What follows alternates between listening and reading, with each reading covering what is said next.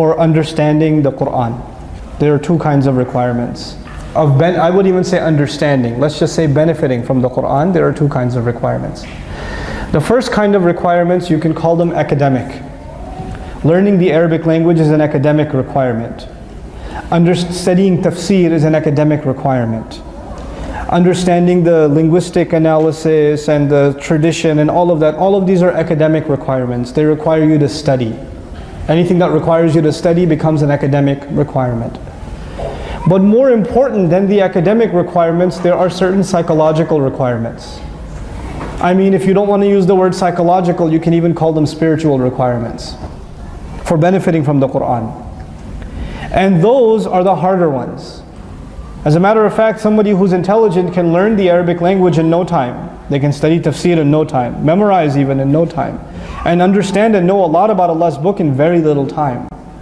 But the psychological requirements, the attitude requirements, in really benefiting from the Quran, they are a lifelong struggle.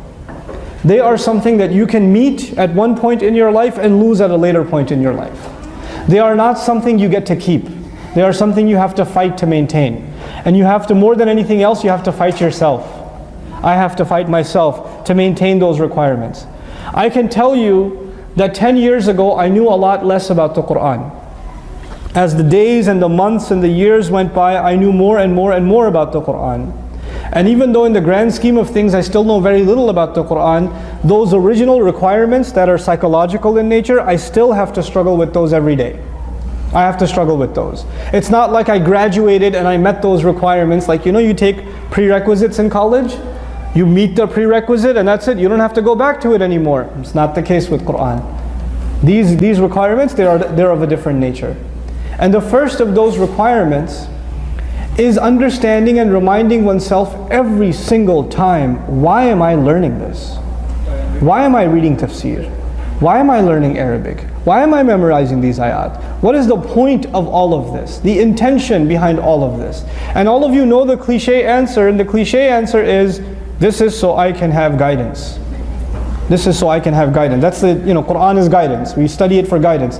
But that term is used so often that we actually don't understand what that really means. What does it mean that I'm asking Allah for guidance? What that means is that on a given day, every single moment of my day, I will be presented with choices. Should I stay in bed or should I wake up? Should I look there or should I look down? Should I talk back or should I stay quiet?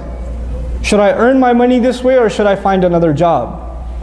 Should I pursue this or should I leave those friends? Should I hang out with them or should I not hang out? Should I respond back to the text message or not? Choices, all the time, every second of the day, you and I are going to be faced with choices. When we ask Allah for guidance, we are asking Allah for the strength to make the right choices. That Allah empowers us because of His word to make the right choices. Guidance of the Quran, that's what that means. That's what that means. And I tell you, when you are ready and you're strong enough to make the right choice, like for example, I'll tell you an example. There are many sisters, for example, I'm not picking on sisters, relax, okay, calm down. But sister came up to me and said, I want to wear the hijab, but I can't. I'm not ready yet. And I said, you have to tell me what that means. I'm trying to understand, what does it mean when you say you're not ready yet? I'm not belittling your concern, I just want to understand. And she said something like, I feel like I'm not a good enough person, and if you wear hijab, everybody thinks you're a good person. And I don't want to give the impression that I'm such a righteous person. I want to be who I really am. So when I'm a better person, then I'm going to wear it. And I said, there is not going to ever come a day in your life that you will wake up and look in the mirror and say, hey, I'm a good person today. Finally, I've been waiting all this time to become a better person. Because that would mean you're self-righteous. And self-righteous people are the worst kinds of people. You and I will never be good enough. We're never going to be good enough to obey Allah. You still have to do it. If you're convinced it's something you have to do, you can't put it off. Why am I bringing this up now? Because guidance. If you accept this book as guidance, if I accept this book as guidance, you know what that necessarily means? That necessarily means I'm going to have to change the way I make my choices. I am used to making bad choices. I get used to it. I just do it all the time. So I don't even think twice about it. I even start telling myself what shaitan keeps telling me. I start telling myself, what's the big deal? You're messed up anyway, but at least you do some other good things. Your good deeds should compensate for these bad things. Just do it, it's okay. Don't worry about it. Why are you so hard on yourself? Or the shaitan comes and tells you, you're messed up anyway, might as well just go, die partying. I mean, you're gonna burn anyway, so might as well live it up for the little time you have left. And you start telling yourself that. Shaitan tells you that enough times that he leaves you on autopilot, and now you can tell yourself. He's not even doing waswasa to you anymore, you are enough to do waswasa to yourself. That's what happens to some people.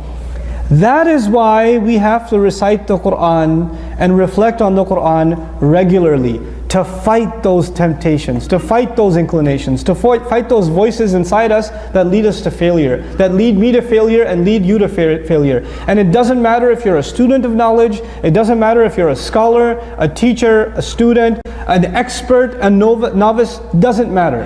This will happen to all of us. This is going to happen to all of us. The size of the color of your hijab doesn't matter, the size of your beard doesn't matter. Your age doesn't matter. Shaitan will not spare any of us. He will come. And Allah offers us His protection.